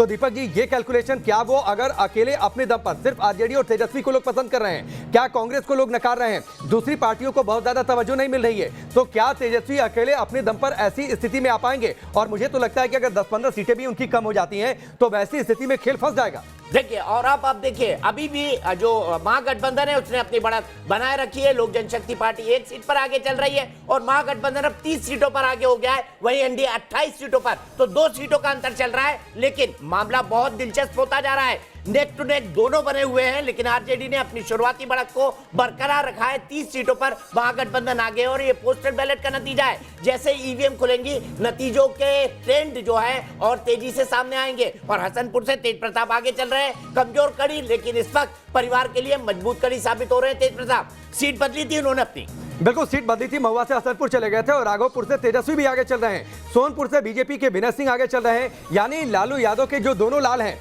तेज प्रताप और तेजस्वी, दोनों आगे चल रहे हैं अपनी अपनी सीटों पर। बीजेपी प्लस 28, टोटल 59 सीटों के रुझान आ चुके हैं। एलजेपी 1 पर, बीजेपी प्लस 28, आरजेडी प्लस 30 पर। रुझानों में आरजेडी प्लस ज्यादा आगे है और आरजेडी को सबसे ज्यादा, यानी क्या सिंगल लार्जेस्ट पार्टी बन पाएगी आरजेडी? 27 सीटों पर, सीपीआईएमएल 1 पर, कांग्रेस 1 पर, और लेफ्ट की एक और पार्टी 1 पर, सीपीआई 1 पर, सीपीआईएमएल 1 पर, और बाकी सीटों पर यहां पर देखिए अन्य के खाते में 0-1। यानी जितनी भी छोटी छोटी पार्टियां हैं वो बिल्कुल पूरी तरह से निराश हो रही हैं शुरुआती रुझानों के अंदर। आप देख सकते हैं अब आरजेडी यानी महागठबंधन 34 सीटों पर आगे निकल चुका है। भारतीय जनता पार्टी और उसका गठबंधन यानी जेडीयू, एनडीए, हम और साथ ही साथ वीआईपी एनडीए 30 सीटों पर आगे चल रहा है फिलहाल। बिल्कुल 30 सीटों पर आगे चल रहा है। और आज सुबह सुबह आरजेडी के मनोज झा ने कहा कि नेक टू नेक कुछ नहीं होता है पॉलिटिक्स में, यानी एक क्लियर मैंडेट मिलेगा। लेकिन इस वक्त मनोज झा ये सोच रहे होंगे कि अगर यही स्थिति आगे बढ़ती है तो ये तो नेक टू नेक फाइट, और नेक टू नेक फाइट में आखिरी तक धड़कनें ज्यादा धड़कती रहेंगी कि किसको एज मिल जाता है, कौन सिंगल लार्जेस्ट पार्टी बनता है। और क्या कहीं कोई ऐसी स्थिति तो नहीं आ जाए जो रुझानों में है दीपक जी, कि आरजेडी अपनी सीटें तो जीतती चली जाए लेकिन सहयोगी पिछड़ते चले जाए। तो ऐसे में लेकिन 122 सीटें तो चाहिए, 122 सीटें चाहिए। मुझे नहीं लगता, क्योंकि हमेशा ये ट्रेंड देखने को मिला है कि अगर एक गठबंधन की सबसे मजबूत पार्टी आगे रहती है तो पीछे वाली पार्टी को भी थोड़ा पुश लग जाता है, यानी उनकी भी जीतने के चांसेस बढ़ जाते हैं। तो स्ट्राइक रेट उस हिसाब से कांग्रेस का भी बढ़ जाना चाहिए। और इस वक्त आप देखिए महागठबंधन 36 पर आगे चल रहा है और एनडीए का गठबंधन 31 पर आगे चल रहा है। वहीं लोक जनशक्ति पार्टी का चिराग सिर्फ 1 सीट पर फिलहाल जलता हुआ दिखाई दे रहा है। और आप देखिए 36 में से 33 पर आरजेडी आगे है। ये एक बहुत बड़ा डिफरेंस फिलहाल पोस्टल बैलेट्स में आप देख रहे हैं। बिल्कुल ये बहुत बड़ा डिफरेंस है। और उससे बड़ा डिफरेंस तो मुझे लगता है चर्चा के लिए यह है कि बीजेपी और जेडीयू के बीच में जो फर्क है, 23 से ज्यादा सीटों पर बीजेपी अकेले आगे चल रही है, सिर्फ 8 सीटों पर जेडीयू आगे चल रही है। और ये फासला अगर इसी तरीके से बढ़ता चला गया और अगर एनडीए गठबंधन इस स्थिति में आ जाए कि वो सत्ता बना ले, तो क्या स्थिति होगी जेडीयू की, क्या स्थिति होगी नीतीश कुमार की, क्या मंथन होगा, कैबिनेट को लेकर क्या चर्चा होगी? मेरे ख्याल से हम बहुत जल्दी इसका प्रेडिक्शन कर रहे हैं, हमको इतनी जल्दबाजी में नहीं जाना चाहिए। और फिलहाल ये देखना चाहिए कि सत्ता किस हिसाब से बिहार में किस खाने जाकर, जिसको आप बोलते हैं ऊंट किस करवट बैठेगा, ये बहुत पुराना पॉलिटिकल सेइंग है कि ऊंट किस करवट बैठेगा। लेकिन रुझानों की अगर बात की जाए, देखिए रुझानों के अंदर आरजेडी का महागठबंधन 36 सीटों पर फिलहाल आगे है और भारतीय जनता पार्टी का एनडीए गठबंधन 31 सीटों पर आगे। बेहद महत्वपूर्ण, यानी आरजेडी ने अपनी शुरुआती बढ़त को लगातार बनाए रखा है। यानी एग्जिट पोल के जो नतीजे थे वो कहीं ना कहीं शुरुआती रुझानों में सही साबित होते हुए दिखाई दे रहे हैं। बिल्कुल सही साबित होते दिखाई दे रहे हैं। और प्रेडिक्शन मैंने एक बात कही थी दीपक जी, क्योंकि देखिए लगातार लोग नीतीश कुमार से नाराजगी जताए जा रहे हैं। करीब 100 सीटों के आसपास मैंने कवर किया, बिहार में जाकर लोगों से बातचीत मैंने की। लोग ये कह रहे हैं कि नीतीश कुमार से नाराजगी है। मैंने पूछा क्यों भाई? बोले अब उनके अंदर कुछ बचा नहीं, वो बहुत ज्यादा बेहतर काम नहीं कर पा रहे हैं। आखिरी के 5 साल में उन्होंने कुछ नहीं किया, सिर्फ अपनी कुर्सी बचाई। हाँ, हम अगर बीजेपी अगर आगे आ जाती है तो हम बीजेपी को सपोर्ट जरूर करते हैं। तो ये बात तो बीजेपी शायद महसूस कर रही होगी। और इसीलिए मैंने पहले एक सवाल रखा था आपके सामने कि क्या बीजेपी इस बार के चुनाव को एसेस करने में या जमीनी तौर पर जो हकीकत है उसे समझने में गलती कर गई या समझते समझते लेट कर दिया? क्योंकि जो गठबंधन की प्रेस कॉन्फ्रेंस हुई थी, संजय जायसवाल जो सामने आए थे मीडिया के सामने, वो भी बहुत जल्दबाजी में प्रेस कॉन्फ्रेंस हुई थी, ये बात कहा गया था। बिल्कुल, नीरज सिंह आरजेडी से जुड़ गए हैं, उनके पास भी चलेंगे। नीरज सिंह, खुश है आज आप? मंगलवार का दिन, मंगल हो रहा है आपकी पार्टी के साथ। नीरज जी बताइए। डिस्कनेक्टेड है, आप बताइए, सही ढंग से बताइए, थोड़ा जो फीडबैक है सही देखिए। इमामगंज से जीतन राम मांझी पीछे चल रहे हैं। बहुत बड़ी खबर, मोकामा से शुरुआती रुझान में जेडीयू आगे चल रहा है। मोकामा वही है जहां से अनंत सिंह है। बिल्कुल अनंत सिंह है और विद्या जो हमारे साथ जुड़े हुए थे, विद्या वहां पर गए भी थे, वहां पर लोगों से उन्होंने बातचीत की थी। अनंत सिंह के क्षेत्र में वो घूमे भी थे। लेकिन बड़ा दिलचस्प ये रहेगा कि आरजेडी जिस तरीके से आगे बढ़ रही है और पोस्टल बैलेट में, तो क्या महागठबंधन इस स्थिति में आ जाएगा कि वो सरकार बना ले? क्या एग्जिट पोल के नतीजे सही साबित हो जाएंगे? और सही नतीजे साबित हो जाते हैं तो क्या वाकई ये भी बातचीत होगी कि नीतीश कुमार की सियासत अब यहां पर खत्म होती है और उन्हें अब केंद्र में, या फिर वो एक तरीके से बिहार की राजनीति में क्या वो पूरी तरीके से हाशिए पर चले जाएंगे? ये भी बातचीत आगे होती रहेगी। और मुझे नहीं लगता कि नीतीश कुमार इस हार के बाद लीडर ऑफ अपोजिशन या किसी ऐसे पद पर बने रहना चाहे। 15 साल मुख्यमंत्री रह चुके हैं। क्या आज के चुनाव नीतीश की राजनीतिक विदाई कर देंगे? यह भी देखना बहुत महत्वपूर्ण होगा। नीतीश कुमार के लिए जो गुस्सा था, जो गुबार था,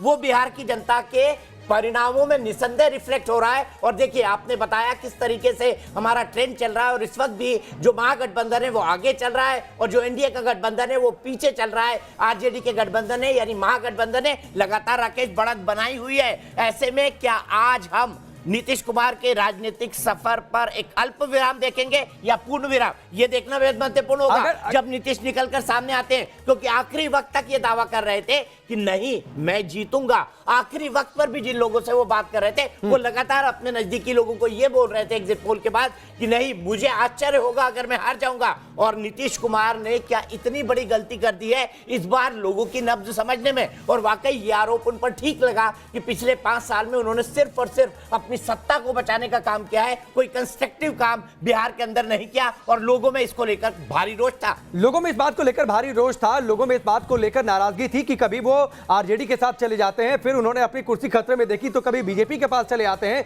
उन्होंने काम नहीं किया। पहले के 5 साल को लेकर आरजेडी के प्रभाव वाले इलाकों में भी लोग नीतीश कुमार से काफी खुश दिखाई दिए।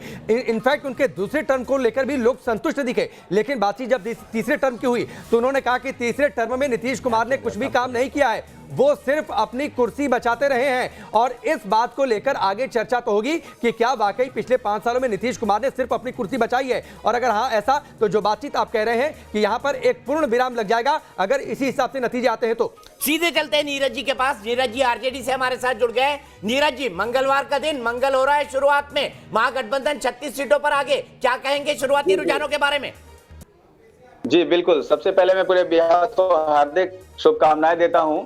और हमारी पार्टी जिस तरह से बढ़त बनाई हुई है, इससे साफ झलक रहा है कि बिहार वासियों का जो उत्साह है वो हमारे साथ दिख रहा है। और ये जो जीत है वो पूरे बिहार की जीत है। और नीतीश कुमार जी के सरकार से पूरे बिहार वासी उब चुके थे, इसका परिणाम आपके सामने है। बिल्कुल सही बात बोली। शब्द का इस्तेमाल जो किया, उसी शब्द का इस्तेमाल राकेश में लगातार कर रहा था, और वो शब्द ऊब जाना। क्या एनके सिंह सर ऊब चुके थे नीतीश कुमार से लोग? नीतीश कुमार जैसा पॉलिटिशियन इतनी बड़ी गलती कैसे कर सकता है कि जनता की नब्ज ना समझे? अगर वो खुद अलग हो जाते और चुनाव में भारतीय जनता पार्टी को आगे कर देते तो शायद कहानी कुछ दूसरी होती। क्या नीतीश कुमार जनता के मिजाज को इस बार बिल्कुल नहीं समझ पाए एनके सिंह सर? तोहफा दिया है। बिल्कुल सही है। असल में 15 साल की सत्ता में आप आइसोलेट हो जाते हैं, अपने को आइसोलेट कर लेते हैं जनता से, और नीतीश ने ये बखूबी किया। आप देखें, जब भी क्राइसिस आई नीतीश वहां पे नहीं पहुंचे, और एक अजीब सा एरोगेंस दिखाई देता था। वो लीची मुजफ्फरपुर का इंसेफेलाइटिस कांड हो जिसमें 162 बच्चे मरे थे, या प्रवासी मजदूरों के पलायन की बात हो, आप देखें नीतीश कुमार ने जिस तरह का बिहेवियर हुआ वो मास लीडर नहीं करता है। तो मुझे लगता है कि 15 साल की सत्ता में जो अहंकार एक आदतन आता है वो नीतीश में बहुत तेजी से आ गया था, जिससे मासेस से डिस्कनेक्ट हो गए थे। लेकिन एक सवाल एनके सिंह सर मैं आपसे और पूछ लेना चाहता हूं, जो आरजेडी प्लस का जो आंकड़ा अभी 42 पर है, देखिए 42 और 40 यानी कांटे की टक्कर है। सीटों के जो आंकड़े बढ़ रहे हैं वो सिर्फ आरजेडी के बढ़ रहे हैं, बाकी पार्टियां तो एक एक पर अटकी हुई हैं। बढ़ रहे हैं, इससे साफ झलक रहा है कि नीतीश कुमार जी को जनता चाहती है कि गद्दी से जल्दी हटिए और हमारे माननीय मुख्यमंत्री तेजस्वी जी को गद्दी पर बैठाइए और बिहार के जो जिम्मेवारियां सौंपिए। नीरज जी आते हैं आपके पास, नीरज जी आते हैं आपके पास। और देखिए, महागठबंधन 42 और एनडीए 40। एनके सिंह साहब से जवाब लीजिए तुरंत। एनके सिंह सर, महागठबंधन में सिर्फ आरजेडी की सीटें बढ़ रही हैं, बाकी पार्टियां एक एक पर अटकी हुई हैं, कैसे देखते हैं आप इसे? जी बिल्कुल सही है, बिल्कुल सही है। इससे साफ निष्कर्ष निकल रहा है कि आरजेडी के वोट्स ट्रांसफर नहीं हुए हैं, उनके एलायंस को ट्रांसफर नहीं हुए हैं। और यही स्थिति बीजेपी की भी रही है कि नीतीश कुमार का स्ट्राइक रेट इतना कम इसलिए है कि बीजेपी के भी वोट्स ट्रांसफर नहीं हुए, लिहाजा बीजेपी अपना तो स्ट्राइक रेट ले गई, लेकिन वो नीतीश कुमार को उसी तरह से ट्रांसफर ना होने की वजह से स्ट्राइक रेट नहीं रहा है। वही आरजेडी की रही है कि कांग्रेस में ट्रांसफर नहीं हुआ है, तो आरजेडी अपना नंबर तो ले आएगी, लेकिन बाकी जो एलायंस है उनके लिए दिक्कत आ जाएगी। नहीं तो फिर उन्हें बहुमत कैसे मिलेगा?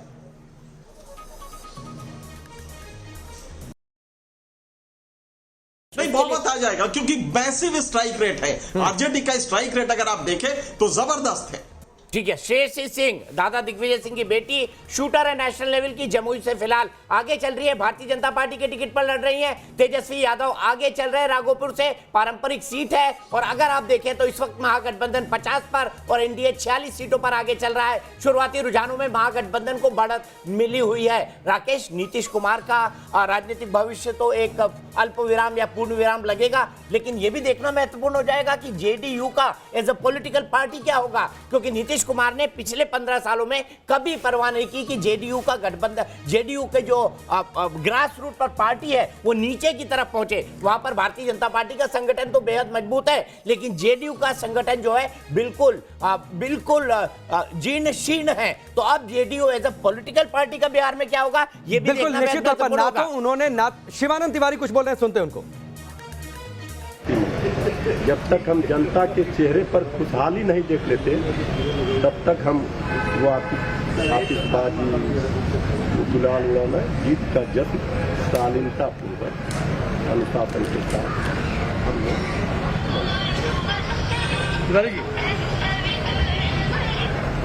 आरजेडी के नेता बड़ा मुखर होकर उन्होंने इस बार कैंपेन किया था, बड़े गाने सुनाए थे, उन्होंने बड़ी शेरो शायरियां कही थी और उन्होंने समा बांध दिया था जिस दिन उन्होंने सुनाया था, जब तक रहेगा समोसे में आलू तब तक रहेगा बिहार में लालू। समोसे का आलू और बिहार का लालू क्या होता है देखना बेहद महत्वपूर्ण है। लेकिन इधर देखिए 48 और 52, महागठबंधन 52 सीटों पर आगे है और एनडीए का जो गठबंधन है वो 48 सीटों पर आगे चल रहा है। राकेश, बिल्कुल निश्चित तौर पर बीजेपी प्लस 48, आरजेडी प्लस 52। और आप मृत्युंजय तिवारी के जिस गाने का आप जिक्र कर रहे थे दीपक जी, जिस हिसाब से अब रुझान आ रहे हैं, अगर ये नतीजों में कन्वर्ट हो जाते हैं तो क्या आपको लगता है कि बिहार में अब ये कहावत बदल जाएगी? क्योंकि तेजस्वी की इस बात के लिए तारीफ तो करनी पड़ेगी क्योंकि उन्होंने मुद्दों पर आधारित चुनाव कर दिया, उन्होंने लालू की तस्वीरों को पोस्टर से हटा दिया, वो लालूवाद की छाया से खुद को बाहर निकाल कर लेकर गए। बिल्कुल, और उन्होंने ये सब स्ट्रैटेजी के साथ किया। तेजस्वी यादव इतना दिमाग लगाएंगे, उनकी कोर टीम कौन थी जिसने पूरा का पूरा दिमाग लगाया? देखिए, लालू यादव की जो कोर टीम थी वही तेजस्वी यादव की कोर टीम है, जिसमें मनोज झा हुए, भोला यादव हुए, या ये जो आसपास के लोग थे जो लालू यादव के साथ रहते थे, उन्हीं लोगों ने एक साथ बैठकर, और तेजस्वी जब से आए थे, आपने 2015 के चुनाव से देखा होगा, उन्होंने पार्टी को ट्विटर पे लाया, उन्होंने पार्टी को फेसबुक पर लाया, उन्होंने पार्टी को इंस्टाग्राम पे लाया, और सोशल मीडिया के साथ जो नई पीढ़ी चलती है उसके साथ 2015 से लेकर चलना शुरू हुए। तो ये भी एक महत्वपूर्ण परिवर्तन था जिसको बोलते हैं हम जनरेशनल शिफ्ट। वो तेजस्वी यादव ने बखूबी आरजेडी के लिए किया था, वरना आरजेडी को माना जाता था जो लाठी के अंदर तेल पिलाने वाली जो पॉलिटिकल पार्टी होती है ना, खाटी, उसके तौर पर लालू यादव की पार्टी को देखा जाता था। लेकिन तेजस्वी और उनके परिवार की जो अगली पीढ़ी आई उसने एक बहुत हद तक परिवर्तन किया है, उसके अंदर बहुत हद तक परिवर्तन कर दिया है और 106 सीटों के रुझान आ चुके हैं। 243 में से बीजेपी प्लस 50, आरजेडी प्लस 54, यानी फिलहाल कांटे की टक्कर और 2 सीट पर एलजेपी आगे। यह भी बड़ा दिलचस्प है, एलजेपी चिराग पासवान का चिराग अब थोड़ा सा जोर पकड़ रहा है, वो जल रहा है। 2 सीटों पर एलजेपी आगे हो गई है। और एक बड़ा फर्क मुझे जो समझ में आया दीपक जी, तेजस्वी ने ना सिर्फ खुद को लालूवाद से बाहर निकाला, वो मुद्दों पर चुनाव लड़ते गए, वो एनडीए के ट्रैप में नहीं फंसे। लव सिन्हा, एक मिनट रोकूंगा, बांकीपुर से लव सिन्हा पुष्पम प्रिया से आगे चल रहे हैं। लव सिन्हा बड़ा शत्रुघ्न सिन्हा इस वक्त बड़े खुद शो रहे होंगे शॉटगन, क्योंकि उनके बेटे लव सिन्हा बांकीपुर से आगे चल रहे हैं। हालांकि कड़ी टक्कर है उनकी नितिन नवीन से, जो 3 बार के विधायक है, और नितिन नवीन काफी पॉपुलर चेहरा माने जाते हैं बांकीपुर के अंदर। बिल्कुल निश्चित तौर पर काफी पॉपुलर माने जाते हैं, निश्चित तौर पर शत्रुघ्न सिन्हा भी खुश होंगे। और देखिए अब 117 सीटों के रुझान आ चुके हैं, BJP plus 55, RJD plus 60, LJP 2 सीटों पर आगे, एलजेपी 2 सीटों पर आगे, इमामगंज से जीतनराम मांझी पीछे चल रहे हैं। बीजेपी अकेले 42 सीटों पर आगे चल रही है। जेडीयू सिर्फ 13 सीटों पर आगे चल रही है। आरजेडी प्लस की अगर 60 सीटों को देखिए, उसमें ज्यादातर सीटें सिर्फ आरजेडी की आ रही हैं। यानी तेजस्वी को लोगों ने स्वीकार किया, तेजस्वी की बातों पर लोग भरोसा कर रहे हैं और फिलहाल पोस्टल बैलेट की जो गिनती चल रही है उसमें यह तस्वीर साफ होती दिख रही है। और जिस बात का जिक्र मैंने पहले किया दीपक जी, तेजस्वी ने न सिर्फ खुद को लालूवाद से बाहर निकाला, बल्कि इसके उलट दूसरी ओर यह हो गया कि नीतीश कुमार को मोदी के चेहरे के पीछे जाकर छिपना पड़ा।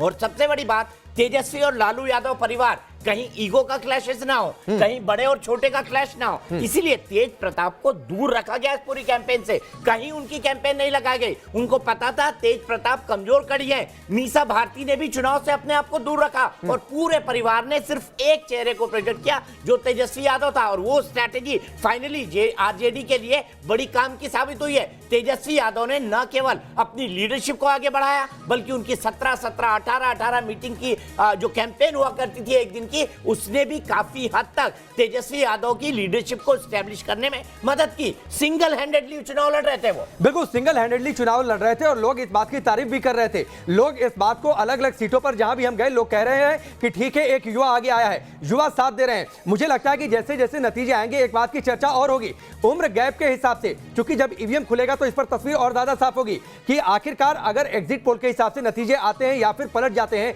तो किस उम्र के वर्ग के लोगों ने, मुझे लगता है दीपक जी, एक उम्र का बैरियर होगा। 40 उम्र के नीचे कितने लोगों ने वोट किया और 40 की उम्र के पार के कितने लोगों ने वोट किया। अधिकतर जो युवा हैं वो किसी भी सीट पर आप चले जाइए, वो तेजस्वी के पक्ष में खड़े होते दिखाई दिए। लोगों ने कहा युवा इसलिए कर रहे हैं क्योंकि उन्होंने जंगल राज का दौर नहीं देखा। युवाओं ने कहा मुझे इससे क्या मतलब, तमाम बातें होंगी लेकिन अगर नौकरी नहीं, रोजगार नहीं रहेगा। पॉज करके मैं आपको बता दूं, महागठबंधन 67 सीटों पर, लोक जनशक्ति पार्टी 2 पर और एनडीए 61 पर, तो 67 और 61 का फिगर आरजेडी गठबंधन और बीजेपी गठबंधन का चल रहा है। जेडीयू बेहद पीछे और आरजेडी 67 में से 64 सीटों पर आगे चल रही है। सिर्फ 3 सीटों पर उसके सहयोगी है, जिसमें से एक में कांग्रेस, एक में सीपीआई-एमएल और एक में सीपीआई। ये 3 का रुझान यहां पर दिखाई दे रहा है। अदर्स अभी 0-2 पर इंडिपेंडेंट अटके हुए हैं। और यहां पर आप देखिए, महागठबंधन 67 सीटों पर, एनडीए 61 सीटों पर और एलजेपी 2 सीटों पर आगे चल रही है। पप्पू यादव अपने घर मधेपुरा से पीछे चल रहे हैं। कितना बड़ा सेटबैक होगा पप्पू के लिए? बिल्कुल बहुत बड़ा सेटबैक होगा। पप्पू यादव इससे काफी निराश भी होंगे। वो लगातार काम करते रहे, लोगों के बीच जाते रहे, खासतौर पर बाढ़ के समय में, और इस बात को लेकर वो कहते रहे हैं। बड़ी जोर शोर से गठबंधन भी हुआ। उन्होंने कहा कि बिहार की राजनीति में तीसरा विकल्प वो दे देंगे, लेकिन तीसरा विकल्प तो छोड़ दीजिए, फिलहाल तेजस्वी यादव सबसे बड़े विकल्प पोस्टल बैलेट के जो अभी तक रुझान है उसमें, क्योंकि आरजेडी प्लस 67 सीटों पर और उसमें भी जो सीटें हैं करीब 63 सीटें, उसमें सिर्फ आरजेडी यानी तेजस्वी यादव को फिलहाल आगे दिखाया जा रहा है। जो तस्वीर अभी तक निकलकर सामने आ रही है, यानी तेजस्वी को लोग दोनों हाथों से उन्हें लपका है, स्वीकार किया है। तेजस्वी की बातों पर लोग भरोसा करते दिखाई दे रहे हैं। देखिए, महागठबंधन अब 69 सीटों पर आगे हो गया है और एनडीए का गठबंधन 62 पर। चिराग अभी भी 2 पर अटके हुए हैं, लेकिन 69 और 62 7 सीटों का अंतर अब एनडीए और महागठबंधन के बीच हो गया है। और इस बीच राघोपुर से तेजस्वी यादव आगे चल रहे हैं।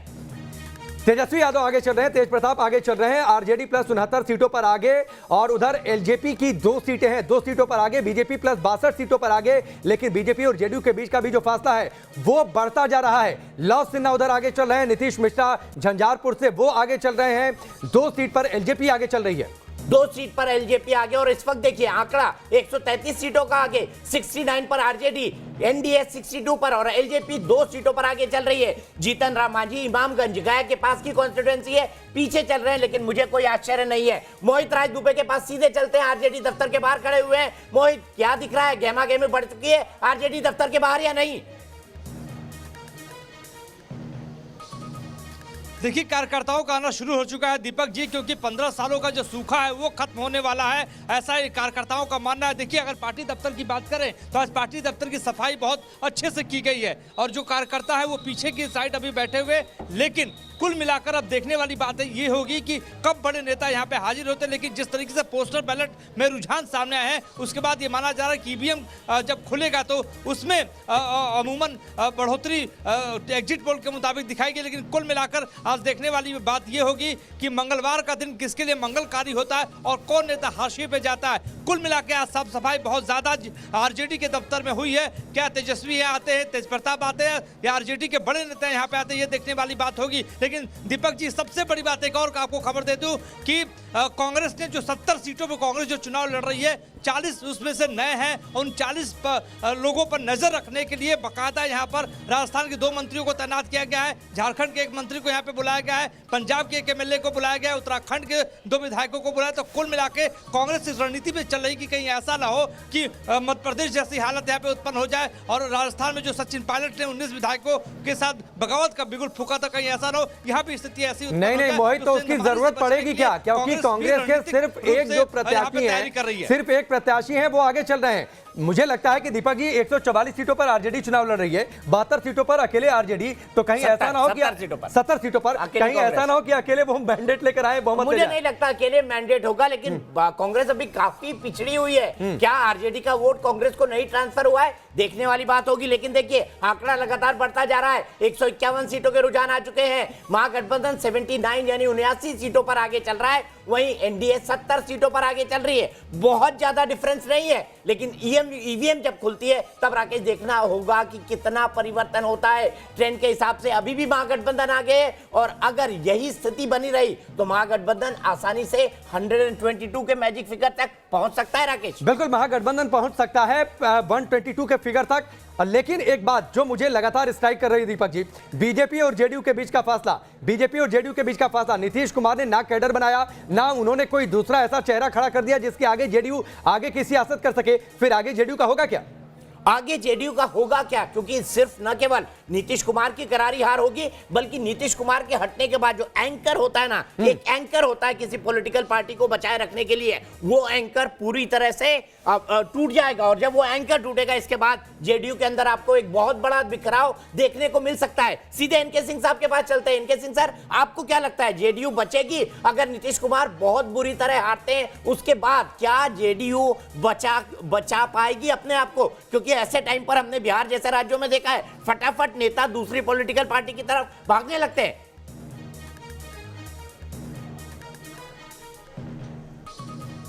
बड़ा अच्छा सवाल है दीपक। आपने भी देखा होगा, ये सिंगल लीडर पार्टीज होती हैं। सिंगल लीडर पार्टी में जैसे लीडर सीन से हटा तो पार्टी बिखर जाती है, क्योंकि ना तो कैडर स्ट्रक्चर होता है, ना आइडियोलॉजी होती है जिसके साथ वो कमिटेड हो।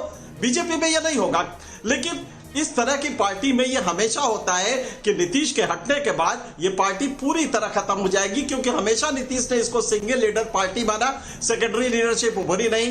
नतीजा ये होगा कि एक अगर मतलब जैसे ही नीतीश सिंह, और मुझे लगता है कि अगले 4-6 घंटों में अगर यही ट्रेंड रहा तो नीतीश डिक्लेयर कर देंगे कि वो मुख्यमंत्री बनने की बात तो छोड़िए, वो इस समय पॉलिटिकल ऑब्लिवियन में जा रहे हैं। मेरे ख्याल से नीतीश कुमार को ये डिक्लेयर करना पड़ेगा अगले 3-4। एक चीज और बताएं, ये जो बैलेट बॉक्स है, आप जानते हैं कि यहाँ पे नौकरियां जो मिलती हैं, अपर कास्ट के भी लोग हैं, बैकवर्ड भी हैं, दलित भी हैं, तो यहाँ पे जो बैलेट बॉक्स पे आप बढ़त देख रहे हैं, इसका मतलब अपर कास्ट ने भी आरजेडी को वोट दिया है, अपर कास्ट ने भी महागठबंधन को वोट दिया है। ये ट्रेंड मुझे अभी तक के उससे एक समझ में आ रहा है। जो बड़ी बात थी वो ये थी कि लोगों को ये लग रहा था, भारतीय जनता पार्टी के नेताओं को भी लग रहा था इनके सर, कि अगर अपर कास्ट ने कंसोलिडेट होके लालू और आरजेडी के खिलाफ वोट दे दिया, एमवाई कॉम्बिनेशन के खिलाफ वोट दे दिया, तो भारतीय जनता पार्टी निकल सकती है। आखिरी उम्मीद उनकी ये थी। लेकिन अब ऐसा लग रहा है कि constituency to constituency upper caste ने भी महागठबंधन को भी वोट दिया है, कांग्रेस को भी वोट दिया है, और इसने पूरा का पूरा चुनावी अर्थमेटिक बदल कर रख दिया राकेश बिहार के अंदर। बिल्कुल चुनावी अर्थमेटिक बदल दिया। और देखिए 100 की तरफ बढ़ रहा है महागठबंधन, 98 सीटों पर आगे चल रहा है महागठबंधन इस वक्त, और भारतीय जनता पार्टी का एनडीए गठबंधन अब 18 सीटों के अंतर पर आगे, मात्र 80 सीटों पर एनडीए आगे है। वहीं आरजेडी का महागठबंधन 98 सीटों पर आगे है। बिल्कुल 98 सीटों पर आगे है। और मुझे लगता है जिस बात की आप कोर टीम की चर्चा कर रहे थे, जो चुनावी रणनीति की आप चर्चा कर रहे थे, आरजेडी ने इस बार काफी होमवर्क किया दीपक जी, क्योंकि 77 सीटों पर आरजेडी ने अपने उम्मीदवार नीतीश के नेतृत्व वाले इलाकों में उतारे हैं। यानी उन्हें इस बात का एहसास था कि कमजोर कड़ी नीतीश कुमार होंगे, वहां पर आप सबसे ज्यादा स्ट्राइक कीजिए। और उनको उनकी स्ट्रैटेजी ने काम किया है, क्योंकि वो पहले ही एसेस कर चुके थे। क्योंकि अगर आप बिहार जाएंगे, नीतीश कुमार के पिछले 5 साल किस बात के लिए उनको याद रखा जाएगा? पहला याद रखा जाएगा प्रधानमंत्री नरेंद्र मोदी के खिलाफ हाई पिच कैंपेन के लिए, फिर उसके बाद उनके खिलाफ सरकार बनाने को लेकर, फिर याद रखा जाएगा कि कैसे उन्होंने लालू के साथ गठबंधन तोड़ा, फिर उनको याद रखा जाएगा कि संघर्ष करते हुए दिखाई दिए 99 नहीं, नर्वस 99 से आगे नर्वस निकल चुके 90 में तो है। नर्वस 99 से आगे चल चुके हैं, शतक बनाने की तरफ जा रही है इस वक्त महागठबंधन, और अंतर बढ़ता हुआ अभी भी 18 सीटों का अंतर बना हुआ है। भारतीय जनता पार्टी का गठबंधन यानी एनडीए गठबंधन 81 सीटों पर आगे, वहीं आरजेडी प्लस शतक लगाने वाला है, 99 सीटों पर आगे चल रहा है महागठबंधन। एलजेपी 2 पर, और सबसे मैं तो पप्पू यादव की शक्ल सोच रहा हूं आज, अदर्स 0 पर। बिल्कुल, आप उनकी शक्ल याद कर रहे हैं। मैं फिलहाल फिगर पर मेरा ध्यान है कि BJP plus 81, RJD plus 99, LJP 2 सीटों पर, यानी किसी भी वक्त ये तस्वीर बदल सकती है, तस्वीर बदल सकती है और आरजेडी प्लस सैकड़ा लगाने के करीब है। तो क्या अगर इसी हिसाब से नतीजे आते हैं तो क्या यह मान लिया जाए कि युवाओं ने बढ़ चढ़कर वोट दे दिया? क्या यह मान लिया जाए कि तेजस्वी यादव का जो समीकरण था, जो पहले यह कहा जाता था कि आरजेडी की सियासत में मुस्लिम और यादव सबसे ज्यादा वोट देते रहे हैं, एमवाई समीकरण हमेशा उसे सत्ता तक पहुंचाता रहा है, क्या इस बार एमवाई प्लस वाई यानी मुस्लिम यादव और युवाओं का गठजोड़ जो हो गया वो एक बार क्लिक कर गया है? तेजस्वी यादव का चेहरा लोगों को क्लिक कर गया, युवाओं को क्लिक कर गया, और इसीलिए तेजस्वी यादव को यह बढ़त मिलती दिखाई दे रही है। यह देखना बड़ा दिलचस्प रहेगा। एमवाई स्क्वायर जो समीकरण है दीपक जी, आपको लगता है सबसे ज्यादा उसी ने क्लिक किया है? 105 आरजेडी प्लस सीधे 105 पर चली गई है, शतक पूरा कर लिया है रुझानों के अंदर आरजेडी ने। और अगर देखा जाए तो मात्र 17 सीटें दूर है रुझानों के अंदर बहुमत से, मात्र 17 सीटें। यह बहुत बड़ी उपलब्धि है आरजेडी के लिए, यह बहुत बड़ी उपलब्धि है महागठबंधन के लिए। अभी सिर्फ 53 मिनट हुए हैं और इन 53 मिनटों के अंदर रुझानों के अंदर मात्र 17 सीटें दूर आप ये देखिए, आरजेडी सिर्फ अकेले 103 सीटों पर आगे चल रही है। बिल्कुल, और इसका मतलब क्या आरजेडी लगभग 150 से ऊपर सीटें लग रही है, कहीं 144, 150 के आसपास 144 सीटें, और कहीं 122 खुद आरजेडी ना ले जाए। मैं इसी बात का जिक्र कर रहा था। कितना जबरदस्त स्ट्राइक रेट होगा, फिर तेजस्वी की बल्ले बल्ले हो जाएगी, तेजस्वी की बल्ले बल्ले हो जाएगी। और मुझे लगता है कि अभी उनके पास काफी ज्यादा उम्र है, सिर्फ 31 साल के हैं दीपक जी। मुझे लगता है अगले 40 साल तक तो वो राजनीति करेंगे। और ये जो होता है ना कि आपने ओपनिंग अगर शानदार कर दी, आपने अगर पहली पारी जबरदस्त तरीके से खेल दी अकेले अपने दम पर, तो आपके लिए एक शानदार पिच तैयार है और सियासत की बहुत लंबी पिच उनके सामने रहेगी खेलने के लिए। बिल्कुल, और लोग ये कह रहे थे कि नेतृत्व नहीं है। मैंने 1 साल पहले किसी से बात की थी, मैंने उनसे कहा था नीतीश बहुत अनपॉपुलर हो चुके हैं, लेकिन उनका यह कहना था कि फिर नीतीश के सामने कौन? तो लीडरशिप अब तेजस्वी ने स्टेब्लिश कर दी इन चुनाव के बाद। और लालू के लिए सबसे बड़ी फक्र की बात यह होगी कि ऐसा लगता था कि लालू के बाद शायद पॉलिटिकल पार्टी का क्या होगा, आरजेडी का क्या होगा, क्या उनका परिवार उनकी विरासत को संभाल पाएगा? तो आज तेजस्वी ने जवाब दे दिया है कि न केवल विरासत को संभालने के काबिल है, बल्कि बिहार के मुख्यमंत्री भी बनने जा रहे हैं। और रुझानों के अंदर मात्र 17 सीटें दूर हैं वो बहुमत से। इस वक्त महागठबंधन 105 पर और भारतीय जनता पार्टी यानी एनडीए का गठबंधन 85 सीटों पर आगे चल रहा है। वहीं चिराग का चिराग सिर्फ 2 सीटों पर जलता हुआ दिखाई दे रहा है। राकेश, हाँ, चिराग का चिराग 2 सीटों पर अब चलता दिखाई दे रहा है। जब नतीजे आ जाएंगे तो यह देखना दिलचस्प रहेगा और इस बात पर चर्चा होगी दीपक जी कि चिराग ने नुकसान कितना पहुंचाया। जब आंकड़ों पर विश्लेषण होगा कि कहां पर बीजेपी को हार मिली, कहां पर नीतीश कुमार को हार मिली, और उसके साथ यह भी चर्चा होगी कि अगर एलजेपी साथ होती तो क्या फर्क पड़ता।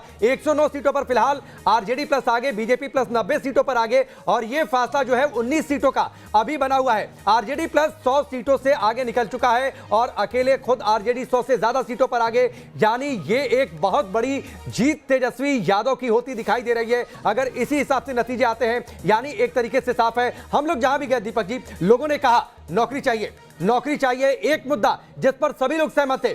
किसी भी इलाके में आप चले जाइए, नौकरी। और मुझे लगता है जो कोरोना आ गया, लॉकडाउन आ गया, बाहर से लोग भाग कर आए, मजदूरों का जो रेला आपको चलता दिखाई दिया, उसने लोगों में नाराजगी पैदा की कि अगर बिहार के अंदर संभावनाएं रहती, उन पर काम किया गया होता। तेजस्वी यादव अपनी हर रैलियों में कहते थे, पहली उनकी लाइन होती थी, मुख्यमंत्री बनूंगा 10 लाख नौकरी पर हस्ताक्षर कर दूंगा। उन्होंने ये कह दिया, जरूरत पड़ी तो मैं विधायकों और मुख्यमंत्रियों की सैलरी काट दूंगा। यानी जो लोगों को क्लिक कर सकता था वो बातें तेजस्वी ने कही। ठीक है, विद्या के पास चलते हैं। विद्या, बताइए मधेपुरा में क्या हो रहा है? पप्पू यादव क्यों पीछे चल रहे हैं?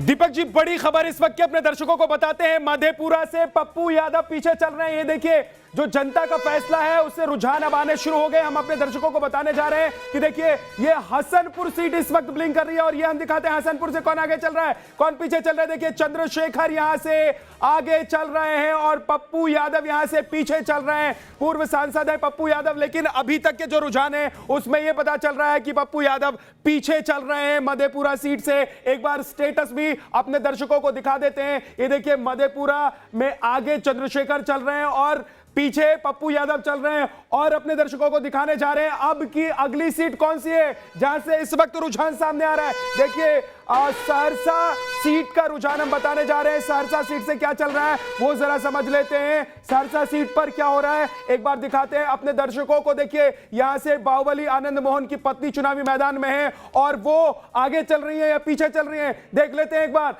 लवली आनंद आगे चल रही है आरजेडी की और आलोक रंजन झा बीजेपी के पीछे चल रहे हैं। ये सहरसा सीट से हाल है इस वक्त जो रुझान है उसमें ये पता चल रहा है। तो ये दो महत्वपूर्ण सीटें जहां से दो बड़े नेता जो हैं वो पीछे चल रहे हैं। एक तरफ बीजेपी के नेता पीछे चल रहे हैं आलोक रंजन झा, तो दूसरी तरफ आपको बता दें कि पप्पू यादव पीछे चल रहे हैं। दीपक जी बिल्कुल पप्पू यादव पीछे चल रहे हैं, मुझे सिर्फ उनका चेहरा ध्यान आ रहा है। पप्पू यादव पप्पू यादव का चेहरा आपको याद आ रहा है। मैं सोच रहा हूं जो कांग्रेस के ऑब्जर्वर और जो मंत्री दूसरे राज्यों से आए होटल में बैठे उन्हें होटल से बाहर निकलने का मौका मिलेगा कि नहीं? मुझे लगता है इसके लिए थोड़ा इंतजार करना होगा क्योंकि चीजें क्रिस्टलाइज होने में अभी 2 घंटे और लगेंगे। लेकिन महागठबंधन इस वक्त 109 सीटों पर आगे चल रहा है। भारतीय जनता पार्टी यानी एनडीए का गठबंधन 90 सीटों पर और लोक जनशक्ति पार्टी 2 सीटों पर, अन्य के खाते में 0-0 है मामला। नील बटा सन्नाटा के बीच देखिए तेज प्रताप अभी भी हसनपुर से आगे चल रहे हैं और आप देखिए लव सिन्हा बांकीपुर से आगे बढ़े हुए हैं। यानी पटना अर्बन सीट है, अर्बन में भी कांग्रेस अपना कमाल कर रही है। वहीं नीतीश मिश्रा जगन्नाथ मिश्र के बेटे आगे चल रहे हैं झंझारपुर से, बीजेपी की टिकट से ये चुनाव लड़ रहे हैं इस वक्त। और वहीं अवध बिहारी चौधरी सीवान से आगे चल रहे हैं।